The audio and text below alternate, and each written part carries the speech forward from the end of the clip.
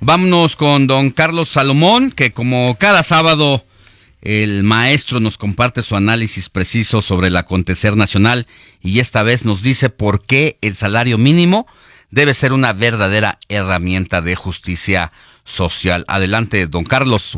Alejandro, por definición y por ley, el salario mínimo deberá ser remunerador para aquel que pueda cubrir las necesidades de su vida diaria y además tener acceso a aspectos culturales, deportivos y de entretenimiento.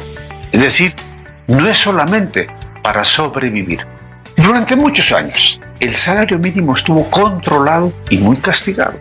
Durante décadas, el salario mínimo no fue un ingreso que permitiera vivir con dignidad.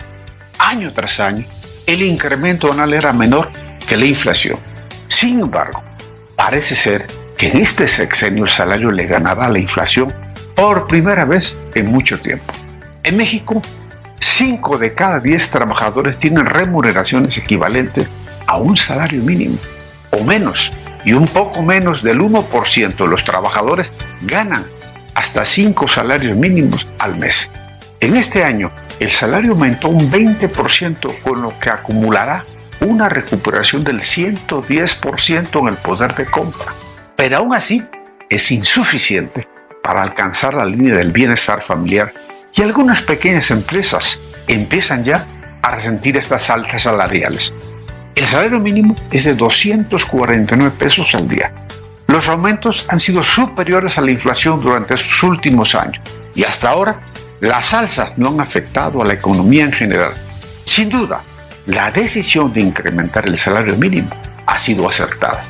Como decíamos al principio, la ley define que el salario mínimo debe garantizar el bienestar de los trabajadores, pero el espíritu de la ley ha estado muy alejado de la realidad. Alejandro, ojalá que este camino iniciado se mantenga por quienes gobiernen en el futuro y que la inflación real, Alejandro, no la oficial, sea inferior a los aumentos salariales para que con el tiempo crezca el mercado interno y la justicia social, Alejandro, sea una realidad y no un discurso. Ya fueron muchas décadas de abandono y los trabajadores merecen, sobre todo, un futuro mejor.